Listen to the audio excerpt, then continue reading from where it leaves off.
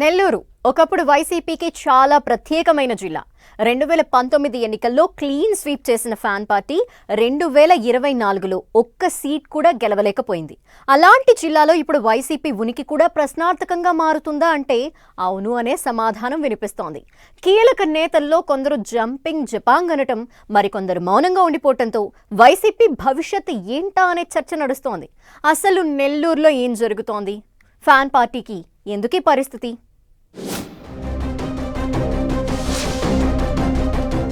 నెల్లూరు జిల్లా ఒకప్పుడు వైసీపీ ప్రత్యేకం.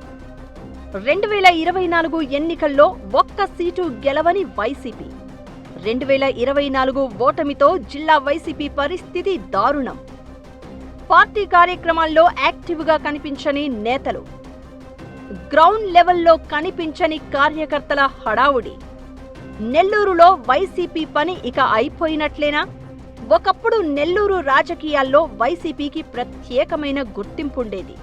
2019 ఎన్నికల్లో ఆ పార్టీ సాధించిన విజయాలు జిల్లాలో ఆ పార్టీ ఆధిపత్యాన్ని స్పష్టంగా చూపించాయి.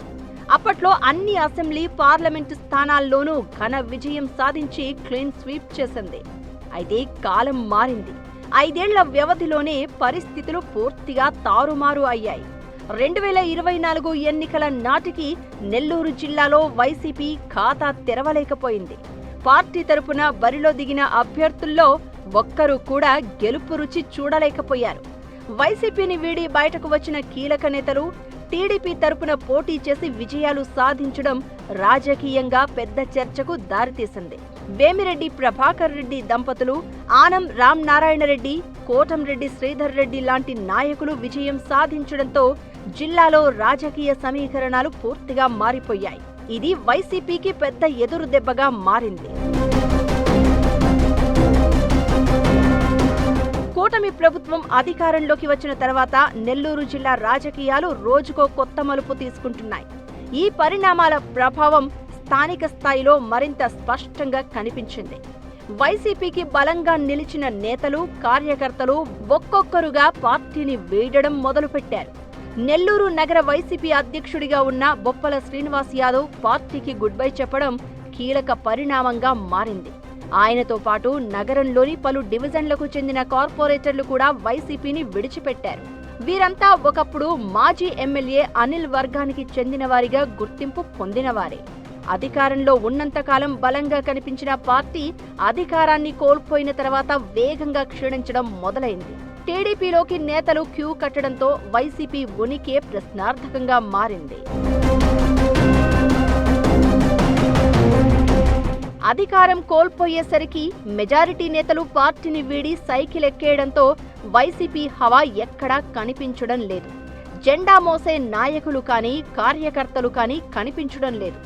నిజానికి నగర అధ్యక్షుడు బలంగా ఉండడంతో మొదటి 6 నెలలు అంతా బాగానే ఉందని అనుకున్నా ఆయనే పార్టీ మారడంతో అందరూ పార్టీని వదిలేశారు. ఇదే వరుసలో పలువురు వైసీపీ నేతలు టీడీపీ బాట పట్టారు. దీంతో ఇప్పుడు ఎటు చూసినా టీడీపీ జెండాలు, మంత్రి నారాయణ ఫ్లెక్సీలే కనిపిస్తున్నాయి. ఉమ్మడి నెల్లూరు జిల్లాలో మాజీ మంత్రి కాకాణి గోవర్ధన్ రెడ్డి ఒక్కరే పార్టీ కోసం కష్టపడుతున్నట్లు కనిపిస్తున్నారు. రాయలసీమ లిఫ్ట్ ఇరిగేషన్ ప్రాజెక్టు విషయంలో ఆయన ఒక్కరే ఆందోళనలను ముందుకు నడిపించారనే చర్చ నడుస్తోంది. పైగా క్షేత్రస్థాయిలో పార్టీని మరింత స్ట్రాంగ్ చేసేందుకు సర్వేపల్లిలో పాదయాత్రకు కూడా సిద్ధమవుతున్నారనే ప్రచారం జరుగుతోంది.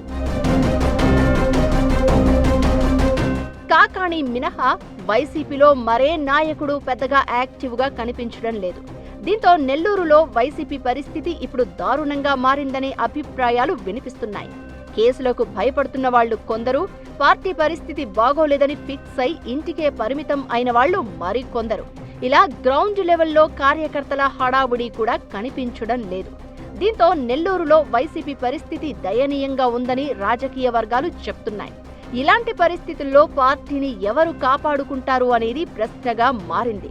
ఒకప్పుడు నెల్లూరు గడ్డపై హవా చెలాయించిన వైసీపీ ఇప్పుడు అదే చోట కళావిహీనంగా మారింది. మరి అధిష్టానం ఎలాంటి నిర్ణయం తీసుకుంటుంది? పార్టీలో ఎలాంటి జోష్ నింపుతుందన్నది నెల్లూరులో పార్టీ భవిష్యత్తును డిసైడ్ చేస్తుంది.